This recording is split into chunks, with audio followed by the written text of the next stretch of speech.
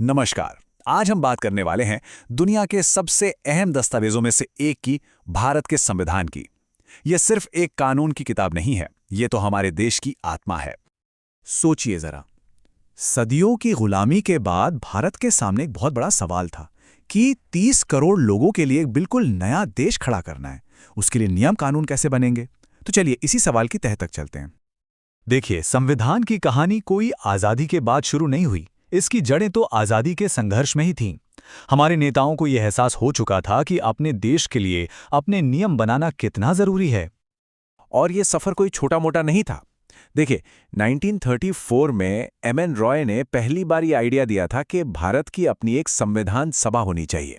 फिर 1935 में कांग्रेस ने इसे अपनी आधिकारिक मांग बना लिया।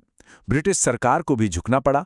1940 में उन्होंने अगस्त ऑफर में सैद्धांतिक रूप से ये बात मान ली और आखिरकार 1946 में कैबिनेट मिशन प्लान के तहत वो दिन आया जब संविधान सभा हकीकत बनी।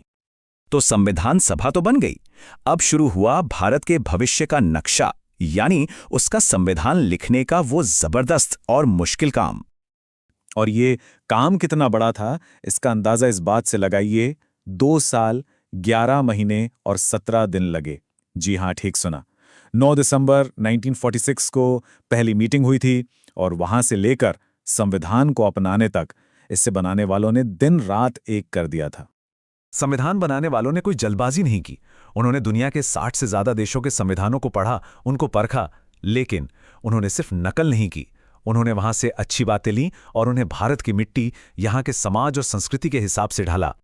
इस पूरे काम की सबसे बड़ी जिम्मेदारी थी ड्राफ्टिंग कमेटी पर, और इस 7 सदस्यों वाली कमेटी के अध्यक्ष थे डॉक्टर बी.आर. अम्बेडकर। उन्हीं की कानूनी समझ और दूरदृष्टि ने इस दस्तावेज को वो शक्ल दी जो आज हम देखते हैं। चलिए अब जरा संविधान की आत्मा में उतरते हैं।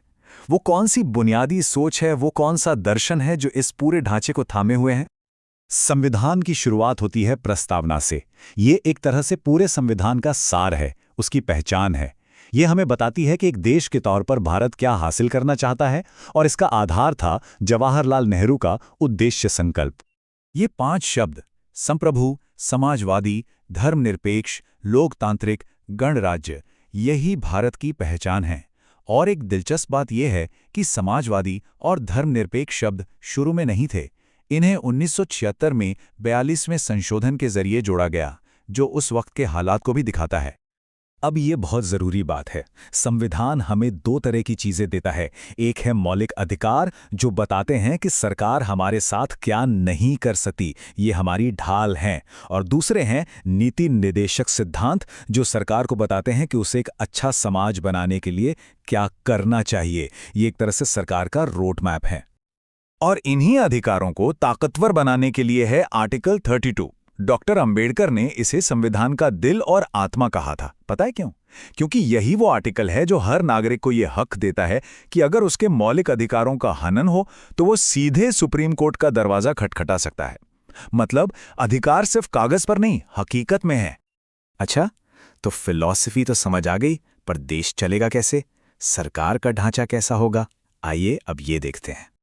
संविधान ने सरकार की ताकत को 3 हिस्सों में बांट दिया है। विधायिका यानी संसद, जो कानून बनाती है, कार्यपालिका यानी सरकार, जो उन कानूनों को लागू करती है, और न्यायपालिका यानी अदालतें, जो कानूनों की व्याख्या करती हैं और संविधान की रक्षा करती हैं। इससे ये पक्का होता है कि कोई भी एक हिस्सा तानाशाह न बन जाए। और न्यायपालिका के पास एक बहुत बड़ी ताकत है न्यायिक समीक्षा की।